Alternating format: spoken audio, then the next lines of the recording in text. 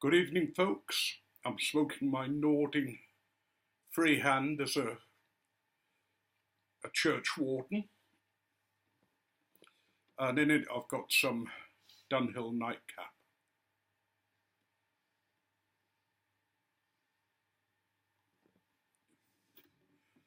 I was asked a couple of weeks ago to post something about the Green Man, and you can see one just behind me above my chair. That was painted by a lady on the Isle of Skye, and I think he's rather impressive.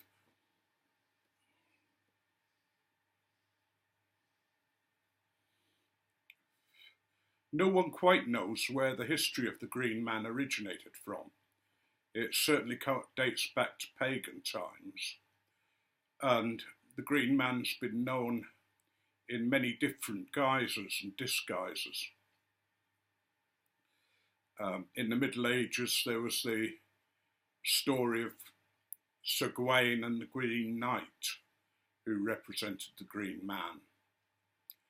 And in Morris dancing, the Green Man is sometimes known as Jack in the Green, and who does the dance with them and who is part of the Morris team.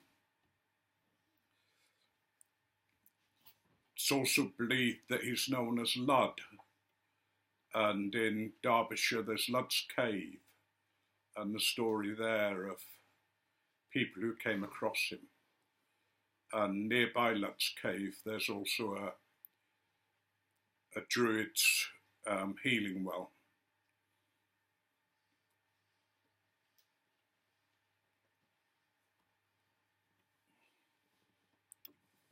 Sometimes the Green Man's linked with some of the pagan gods, like the horned god, Cernunnos, and sometimes with the wild man of the woods. But basically, the Green Man's a fertility symbol, a symbol of nature and of rebirth. The idea of the story of St. Gawain and the Green Man was that the Green Man represented spring and new life coming from the winter, when he died in the winter. It's a very powerful image, the Green Man, and you sometimes see him as he is there peeping through the green. You sometimes see him having green coming out of every orifice on his face, his nose, his ears, his eyes, his mouth. And you sometimes see Neptune with the same kind of image of the stuff coming out of his mouth and nose and ears. But that's seaweed, and really it's nothing at all to do with the Green Man.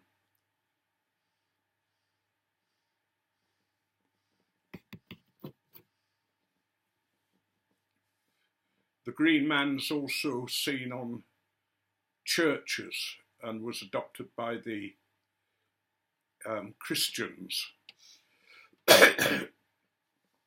to represent nature and rebirth, but also in some ways to symbolise Jesus for some of them. That same cycle of death and rebirth. Certainly in some of the monasteries, the Cistercian monasteries, you'll find a Green Man overlooking the graveyards and the graves of the Knights Templars. And in Yorkshire there are a couple of examples of this, a Templar grave and the Green Man staring down, and some say guarding the graves.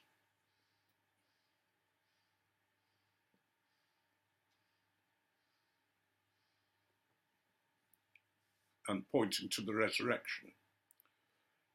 But the Green Man's also a very sometimes violent image, and certainly there are stories of the Green Man killing people, causing the death of them. It's a very mixed image we have, and is available in many different countries, but I think there are also sort of different understandings of what that image means in those various Eastern countries, certainly. It's very difficult to sort out exactly where and when the Green Man became well known as the Green Man. In fact, some people would say that he's not named until a book I think it was in the 1939, where he was mentioned as the Green Man. Before that, he was mentioned a lot as the Leaf Man. And I have a tattoo of the Leaf Man, which is a bit different.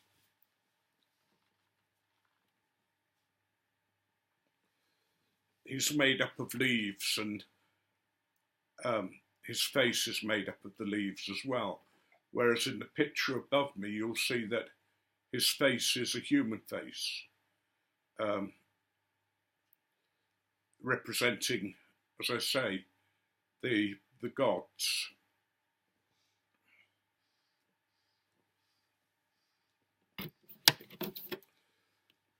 In modern paganism, he's seen very much linked with conservation and renewal and care for the earth, the stewardship of the earth, as well as in his older state.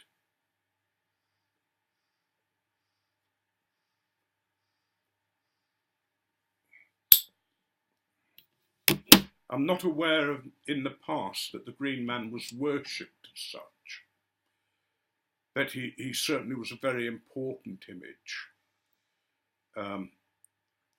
And as I say, in churches, he's often on the outside looking down, as if guarding. And you sometimes see carvings on choir seats. They used to lift up and had a little ledge for the monks to sort of lean against when they were saying the offices. They didn't sit, they stood and sort of rested on the little ledge. And underneath were all sorts of carvings, some of them very unusual carvings, like you see somebody defecating, crouched down and using the toilet. You see all sorts of images. Some of them were fun, and some of them were quite rude, and some of them were religious, more religious images.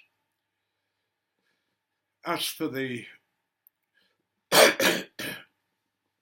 little man defecating, on the continent there's a figure called the Kagmeister, and you'll often see him in nativity scenes in the background, crouched, relieving himself. And a lot of the modern Kagmeisters have faces that you would recognise: prime ministers, sportsmen, even the Pope, and various other images. The Green Man is also to do with healing as well as renewal, and has a teaching role by the experience. For instance, Sir Gawain learnt something from the Green Man. He expected to die, but he didn't. He learnt who the Green Man was and about death and resurrection.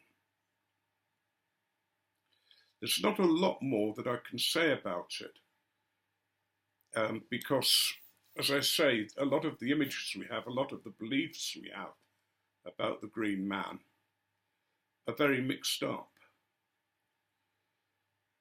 But in olden times, he was a very important figure and inhabited the woods, the hedgerows, and wild places. He was also a bit of a trickster. And an image that people would steer clear of. It was dangerous to go to somewhere like Lud's Cave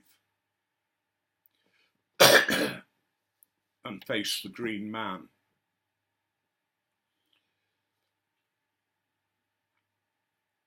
I think I'm going to end there because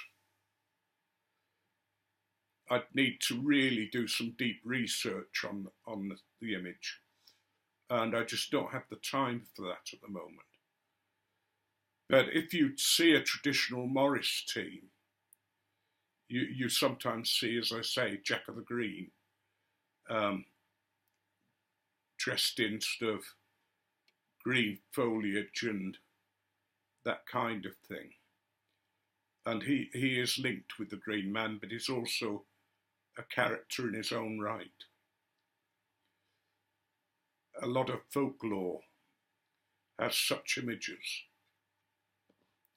I said there were green men in other areas of the world, and there are, but not many of them are leaf men. They tend to be green in colour.